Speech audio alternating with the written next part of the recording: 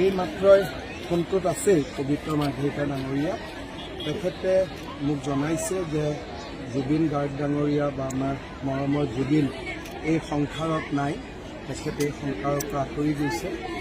খুব মৰ্মান্তিক ঘটনা, মৰ্মান্তিক দুখদায়ক ঘটনা।